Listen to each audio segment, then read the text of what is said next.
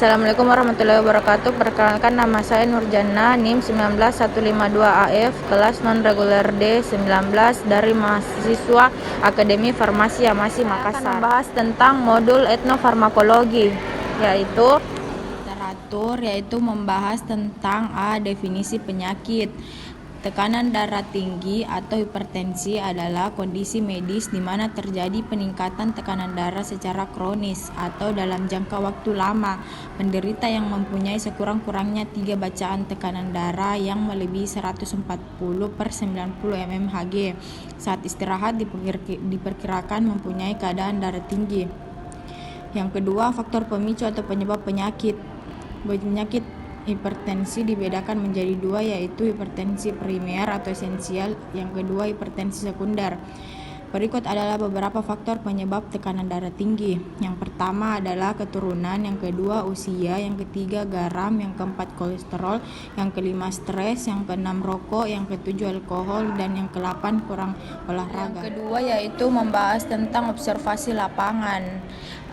Kegiatan observasi lapangan saya yang bertempat di Taborong, Desa Bentuala, Kecamatan Palangga, Kabupaten Goa.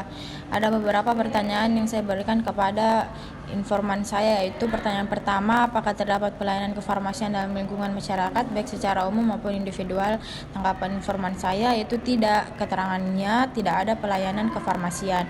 Yang kedua, apakah masyarakat setempat sering menggunakan tanaman dalam menanggulangi masalah kesehatan? Informan saya berkata iya. Keterangannya itu masyarakat setempat menggunakan tanaman tradisional sebagai pengobatan. Yaitu membahas tentang inventarisasi tanaman obat. 3 ini proses inventarisasi tanaman obat yang digunakan dalam pengobatan penyakit. Nah, di sini saya memiliki 2 responden. Yang pertama bernama Ibu Rahmawati, umur 50 tahun, jenis kelamin perempuan, yang beralamat di Taborong. Ibu Rahmawati ini menggunakan tanaman sambiloto. Cara penggunaan tanaman ini, yang pertama itu diambil setengah genggam daun sambiloto yang disegar, dicuci bersih. Yang kedua direbus dengan 3 gelas air hingga airnya menjadi 1 gelas. Yang ketiga didiamkan beberapa menit lalu disaring. Yang keempat diminum 3 kali sehari. Nah, ini adalah percakapan saya dengan Ibu Rahma. Yang pertama saya mengatakan bahwa sebelumnya Muka bertanya tentang ada riwayat penyakit tekanan darah tak? Ibu Rahma menjawab, iya ada nak, kenapa?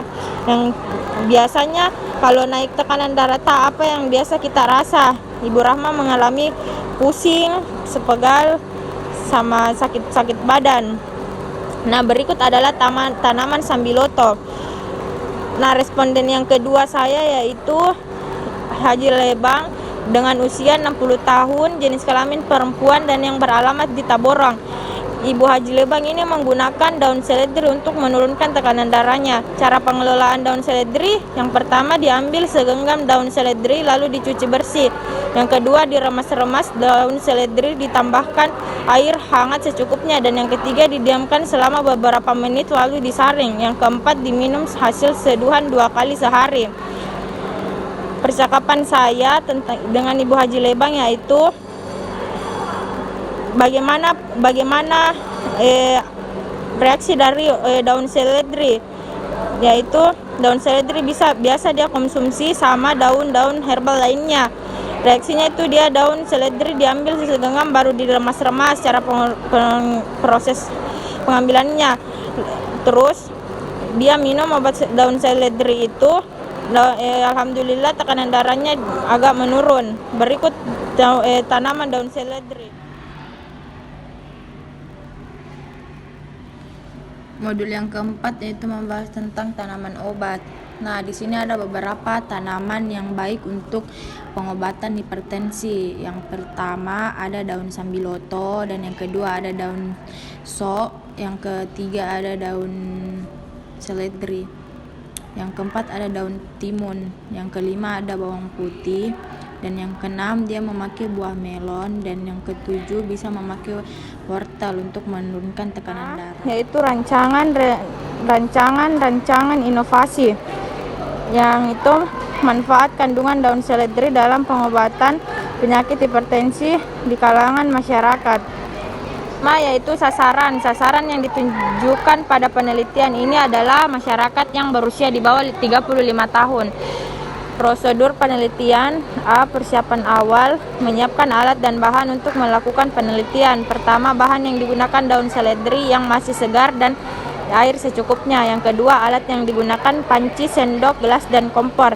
Yang B. Proses penyiapan seduhan. Pertama, disiapkan panci dan daun seledri. 2. Diambil daun seledri sebanyak 40 gram, lalu dicuci bersih dengan air mengalir. Yang ketiga, diremas-remas daun seledri dan dimasukkan ke dalam panci. Yang keempat, direbus dengan daun gelas air selama 15 menit. Yang kelima, didiamkan selama beberapa menit lalu disaring. Yang keenam, diminum hasil seduhan sebanyak 2 kali sehari, pagi dan sore hari.